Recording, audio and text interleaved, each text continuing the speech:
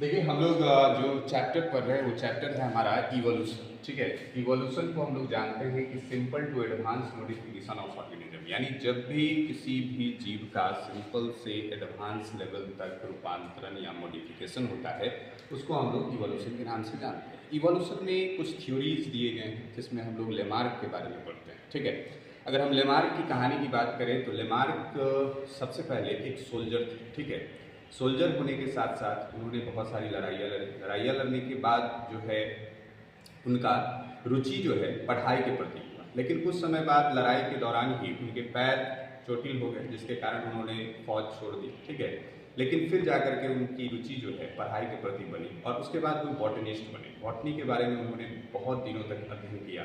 उसके बाद उन्होंने जूलॉजी के बारे में अध्ययन किया और बहुत सारे बुक्स भी लिखना स्टार्ट किए। ठीक है, तो लेमार्क ने अपनी थ्योरी बहुत रूपों में दी है और लेमार्क की थ्योरी जो है इवोल्यूशन को बहुत ही अच्छे तरीके से डिफाइन करती है। शुरुआती दौर में लेमार्क का बहुत बड़ा योगदान रहा है इवोल्यूशन के क्षेत्र में। ठीक है, तो लेमार्क की थ्योरी को लेमार्किज्म के नाम से भी जाना जाता है। ठीक है, इसकी जो मुख्य दो बातें हैं, सबसे पहला use and disuse of organ, यानी अंगों का उपयोग और अनुपयोग। कहा जाता है कि अगर किसी अंग का अगर हम उपयोग करें, ठीक है, तो वो हमारा बढ़ता है और उसका उपयोग अगर हम छोड़ देते हैं तो धीरे धीरे वो खत्म हो जाता है। ठीक है, तो उन्होंने कहा कि जिस अंग का हम उपयोग करेंगे वो हमारा बढ़ेगा, लेकिन जिस अंग का उपयोग नहीं करेंगे वो धीरे धीरे खत्म हो जाएगा। उन्होंने एक एग्जाम्पल दिया कि जैसे जिराफ का गर्दन, ठीक है, धीरे धीरे बढ़ता गया। कैसे बढ़ा? इसलिए बढ़ा क्योंकि उसने गर्दन का उपयोग किया। क्यों उपयोग किया? इसके लिए कहा गया कि नीचे पहले घास हुआ करती थी, घास खत्म हो गई, वो जंप करके जो है ऊपर जो पौधे की पत्तियां थी उसको खाने लगी,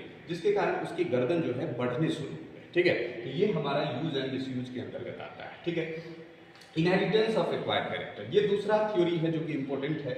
इसमें ये कहा जाता है कि अर्जित लक्षणों की वंशागति, यानी कहने का मतलब ये है कि जो भी हम अपने जीवन काल में अर्जित करते हैं वो हमारे अगले जनरेशन में जाएगा। ये लेमार्क का कहना था। ठीक है, तो उन्होंने कहा कि जो हमारा ये जो जिराफ है इसने धीरे धीरे अर्जित करते गए अपने गर्दन को, धीरे धीरे समय दर समय जो है इसका बढ़ता गया और एक समय के बाद इसका गर्दन लंबा हो गया। ठीक है, लेकिन ऐसा होता नहीं है। आप परिवेश में देखें, अगर कोई बॉडी बिल्डर है तो उसका जो आने वाला पीढ़ी है तो वो तो बॉडी बिल्डर नहीं हो सकता है, वो जन्म से ही बॉडी बिल्डर नहीं हो सकता है। क्यों नहीं हो सकता है? इसके पीछे भी रीजन होता क्या है, हमारा जो बॉडी है, बॉडी के सेल्स को सोमैटिक सेल कहा जाता है। बॉडी के सेल को सोमैटिक सेल कहा जाता है। इस सेल में अगर कोई भी परिवर्तन हो, कोई भी चेंज हो तो ये अगले जनरेशन में ट्रांसफर नहीं होता है, जो हमारा बॉडी का सेल है उसमें।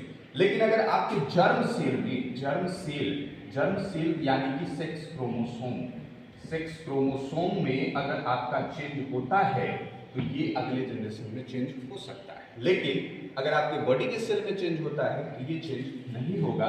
लेकिन अगर जर्म सेल में अगर चेंज आता है, सेक्स क्रोमोसोम में चेंज आता है तो ये अगले जनरेशन में चेंज हो सकता है। तो इसके कारण जो है लेमार्क के इस थ्योरी को बहुत सारे कमेंट्स मिले। ठीक है, और लेकिन ये शुरुआती दौर का थ्योरी था तो लोगों ने इसे पढ़ा, लेकिन इसे भी कोई खास नहीं दिया गया, इसे भी रिजेक्ट करने का बात कही गई। लेकिन फिर भी हम लोग इसको इसलिए पढ़ते हैं क्योंकि ये शुरुआती दौर का थ्योरी था और इवोल्यूशन के क्षेत्र में एक नया क्षेत्र विकसित हो रहा था जो लेमार्क ने अपने तरफ से की थी। तो ठीक है, तो हम लोग एक बार रिव्यू करते हैं। रिव्यू हमारा यही है कि लेमार्क की थ्योरी जो है दो चीज़ों को बताती है, use and disuse of organ, दूसरा इनहेरिटेंस ऑफ एक्वायर्ड कैरेक्टर। ठीक है, जिस अंग का उपयोग करेंगे वो हमारा बढ़ेगा, जिस अंग का उपयोग नहीं करेंगे वो हमारा खत्म हो जाएगा। इनहेरिटेंस ऑफ एक्वायर्ड कैरेक्टर, जिस भी कैरेक्टर को हम लोग इस जीवन काल में अर्जित करेंगे वो अगले जन्म में ट्रांसफर होगा, जो कि गलत साबित हुआ लेमार्क के अनुसार। बाद में चल करके इसमें बहुत सारे मॉडिफिकेशन आए और लेमार्क का न्यू लेमार्कवाद से भी